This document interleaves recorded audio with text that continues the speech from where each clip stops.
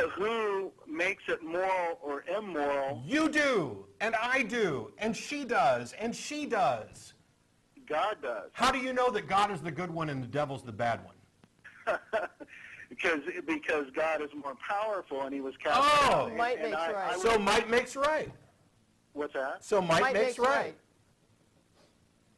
I still didn't. In other understand words, that it's called might makes right. And what it means is because I have the brute force to be able to achieve something that it therefore is correct. That's what you No, just I don't think God does it by brute force. You just said said he that was more powerful. You said he was the good one because he was more powerful. No, he's the good one because he's the holy one. How do you know? How do you know that he's not the evil one and the devil is Well, the good I one? guess my- And that Yahweh has Because I go by the Dead Sea Scrolls. So you believe an ancient text that tells you which one's good and which one's bad. So your real oh gosh, please. So your real ultimate moral authority is not Jesus Christ or any personal revelation or anything else. It's an old set of books. No, it's the real one. The real what? Well, You have to use... It's the combination because it's a historical document, and that's how modern man knows about Jesus Christ. Okay, first of all, modern man knows nothing about Jesus Christ from the Dead Sea frickin' Scrolls because they were written before he was born. The Dead Sea Scrolls are Old Testament documents. It's the Torah. Yes, which says nothing at all about Jesus. And the prophecies leading up to Jesus Christ. the Jews would disagree with you. The Jews disagree with you. Yeah. And by the way, The people who wrote it don't agree. the Dead Sea Scrolls with regard to morality are some of the most immoral things you're going to find in the Bible. It endorses slavery, tells you who you can enslave, how long you can enslave them, how much you pay for them, and how to mark them as your slaves. This is the ultimate authority of morality for you? You are not bigger than this? You are not able to exercise some compassion and humanity and say, yes, as a matter of fact, slavery is wrong. And you know what? It was wrong back then, but those people just didn't quite get it. And if God had sanctioned slavery, it was still wrong. What's the ultimate sacrifice for mankind that mankind knows? It's God giving his own son. That's not a sacrifice, John. Was that immoral of God to kill his own son? Okay, first of all, this idea that it was his own son is absurd. It was supposedly, according to Christian doctrine, himself. He was sacrificing himself in human form to himself. Oh, no, you got to hold. I'll let you talk again. How dare you say that this was a sacrifice? At least when Elvis died for my sins, he stayed dead. If you came to me tomorrow and said, hey, if you let us beat you and whip you and torture you and hang you up and kill you, I guarantee you we will end poverty in the world tomorrow, I'll do it. I will. If there's an absolute guarantee that that would be the outcome, I'll do it. You know, I'll go down as forever. I'll be famous forever for it. I mean, if you can come up with no better justification than empathy and compassion, fame, living forever as the guy who ended poverty. However, if you came to me and said, by the way, not only will we beat you and torture you and hang you up and kill you, but we'll raise you from the dead in 3 days and you get to be God, that's not a sacrifice. What exactly did God sacrifice? He sacrificed his physical body as he came down. If he is the creator of everything, what is a physical body? What possible sacrifice could that be for him? Couldn't he just make another one? He could have picked anything. How can that be a sacrifice? You're giving something up. To me, though, that whole thing is just another testament to the immorality of this character Yahweh. Yeah, that he needs a blood sacrifice. Because the reality is, there was no requirement. First of all, there was no requirement for redemption. All right, that was an arbitrary thing.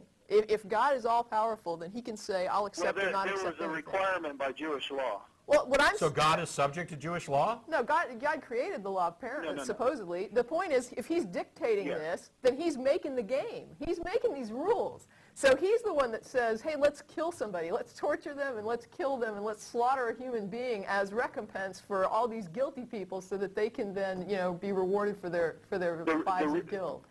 And the reason for that is because we partook in God. in the fruit of the tree. No, but there's no reason for it. There is no reason for it. Are you saying that it is impossible? Are you saying that it is impossible for God to just forgive without a blood sacrifice? God can't do that? He does. Can he do that? He made, instead of making each one of us sacrifice, he made one for all. My point is, there didn't have to be any. Can you answer any question straight, John? I tried to make them really easy. Are you saying, can God, if he wants to, just say, no blood sacrifice necessary, I forgive you for that? If he wants to, but then why doesn't he want to? Listen, his character. It is his character of holiness. I told you last week, his character is an ass, and that's the point. Yeah, I agree. I agree that it's his character to demand a blood torture death, because that's what he did all through the Old Testament. And so it's not a shock. The point is, it's not a character of holiness. That's a character of massive, sadistic cruelty. And if you have the right to make the rules of the game and you say, under my rules, we're going to slaughter animals for centuries and centuries and centuries, and then when it gets down to it, I'm just going to beat the hell out of a human being and then kill them in a horrific way, and that's my game. And you're saying this is the most moral God, this is the most moral being. It's like there couldn't be a more immoral setup for a game. And the biggest joke of all is that he created it all. So the condemnation is heaped upon a thing that he produced. And he made all the parameters so that whatever happens, he already knew it was going to happen. He even set the foundations of the universe. He saw this whole thing out. He knew exactly what you were going to do from the time you were born to the time you were going to die. Set this whole thing up, and then condemns you for doing exactly what he knew you were going to do, and then slaughters somebody to make up for that. It's the most messed up thing ever. And to call that moral and good, and to look at that and say, yeah, I can see the morality behind it. No, that's insanity. I don't even know what to call that. The fact that this religion could get people to call that love is a disgrace to human minds. I mean, I don't even know It's exactly, you have demonstrated again this week exactly the point that I made last week.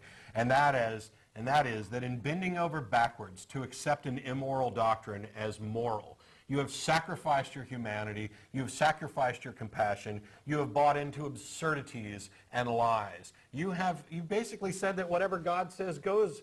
And when asked the fairly simple questions, you have to hem and haw over it, because somewhere down deep, you know that it's not morally right. That slavery is not right. That mass infanticide is not right. That telling a raped woman she has to marry her rapist because that's his penalty for raping her, that is not right. That is not moral. And the fact that there are so many people that are willing to call that moral shows me what this religion can do to a person's brain. It has twisted you up to the point where, and as Voltaire said, if you can get people to accept absurdities, you can get them to commit atrocities. And that's exactly what we're saying. John, I think you're more moral than your God, than your religion. Yeah, whatever morality you have under this doctrine is in spite of it, not because of it. Yeah, and what I had asked you last week, about would you build a torture cell? And today you call in to say that hell was designed for the devil and I take back the smack. Yes. Humans were never meant to go there. Well, so then your view of God doesn't include an omniscience of the future. But in any case, isn't he supposed to be all-powerful? Why didn't he just eliminate all of those angels that opposed him? Why did he have to create a place to torture them forever? So he wasn't an omniscient God under John's model, is that what you're saying? Evidently, but it doesn't matter whether he saw it coming or not. Well, if he didn't, after it happened, he could have just, okay, you guys no longer exist. But he didn't. He's a sadistic, twisted, demented guy. He is the exact representation of the fears of that Bronze and Iron Age roving band of thugs who traveled around the Middle East trying to steal as much land as they could and doing it in the name of God. It's insane. And yet you're saying that he's the ultimate, it's the Dead Sea Scrolls, this is the ultimate source of more. No, John, you are.